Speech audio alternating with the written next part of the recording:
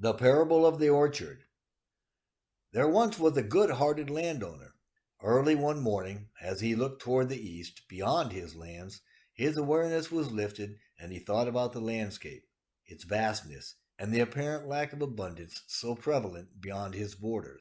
As he looked at all that was his, and then again into the sparseness in the distance, his thoughts turned inward. There he envisioned lush orchards with ripened fruit in endless fields that were his to care for and share. Under blue skies and sunshine, the landowner felt joyful warmth at all he saw in this vision. He felt a new energy for a new time, and he knew there was work to be done. Being wise and prudent, the landowner sought counsel among his closest family and most trusted friends concerning his vision, saying, "Everybody loves apples.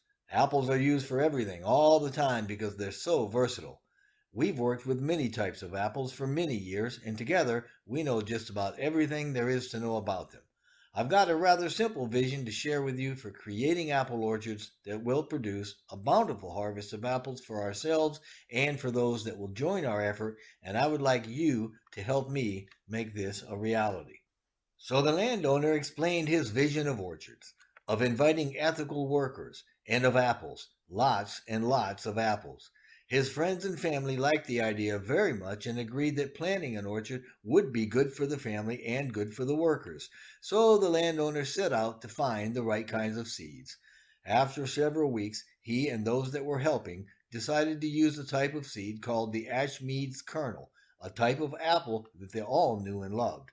It was a type developed in the United Kingdom. It was very juicy, would grow very well under their care, and would provide a bountiful harvest for generations. For these reasons, and because they too sought to develop their own fruit as a way to lift others to a united kingdom, that seed was the most highly favored. And so it was. The landowner, with help from friends and family, removed rocks and stumps from the fields, prepared the soil to receive the seed, and seeded the field in season. As the weeks passed, the orchard of Ashmead apples, becoming known as the Ashmead Orchard, later known simply as Ash's Orchard, took gloriously to root in the middle of a vast land. It was not a large orchard, but the landowner knew when mature it would provide abundantly for those that were working in the fields. The landowner knew of abundance, and he was wise in the ways of sowing and reaping.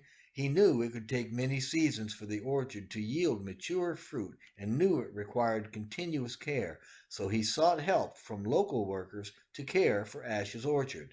He said to the workers, "I, along with a few trusted friends and family members, have agreed to this good work to provide abundance at harvest for those that join with us, because I have seen there is nothing like it in the land. I am your friend and speak to you now as friends, saying, I, with my own trusted friends and family members, will provide the resources for this good work. But we ask that you give a few apples only to show your willingness that we may use later while we wait for harvest. Also, please invite other workers as you see fit, who are also ethical in their practices and moral in their judgments."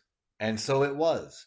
The character of the work and the workers was agreed upon and became established.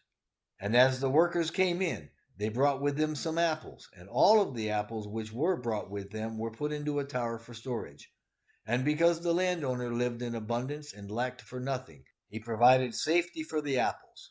He also generously provided space in the fields surrounding Ash's orchard, and, along with his trusted friends and family members, seeded a couple more orchards, and the workers invited yet more workers. Because Ash's orchard was young, the workers needed were few. As more workers joined in the good work, still more orchards were seeded so that Ash's orchard became the largest in the land.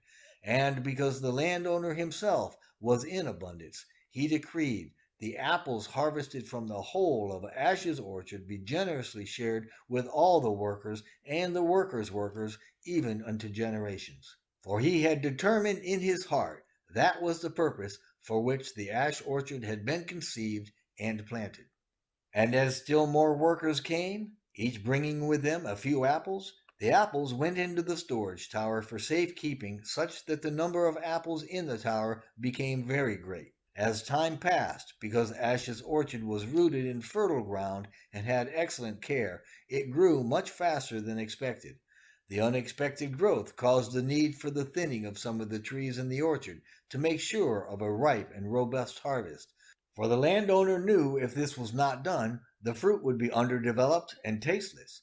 So the landowner, with friends, family, and selected workers, started carefully thinning the trees. Shortly thereafter, some of the trees started to show signs of disease and so were removed. This allowed the light in, allowed space for others to branch out, and improved the overall health of the orchard. In seeing this was good, the landowner also sought to create a protective hedge around Ash's orchard, so he requested that a few of the workers provide good counsel to other workers concerning the growth and health of Ash's orchard. In time, the trees grew stronger, and the orchard filled up with blooms of a promising harvest. Soon, the word of Ash's orchard had spread far and wide. When the workers shared with others how fertile the fields were, how abundant the harvest was expected to be, and how the wisely benevolent landowner was generously partial toward the fields and its workers, many others joined the good work, and their feelings too were lifted, and their good thoughts came with greater frequency. And the landowner continued to welcome them equally as they came to help, and many others began helping the workers so that they all helped each other.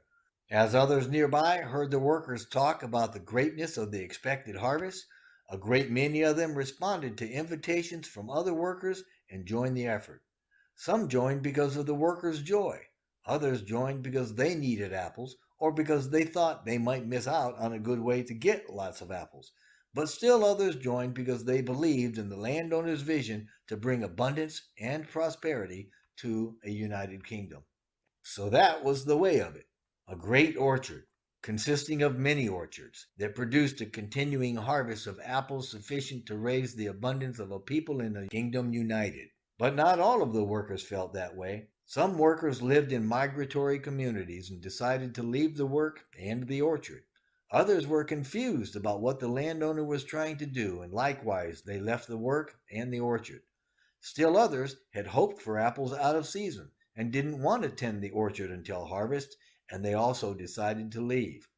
But the landowner knew them and so did not judge them harshly. Rather, he restored each to their previous status, kissed their foreheads, and bade them farewell, then continued to care for the orchard and its workers because that was his passion.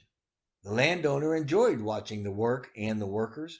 His heart was full and joyful as he marveled at the work that was done, at the creativity and the commitment of all. Seeing the workers with teams of yet more and more workers, the landowner returned once again to his close friends and family, saying, "We have many more workers than originally needed or expected, and there are more coming to the orchard every day to help with the work and growing in the orchard and preparing for the harvest.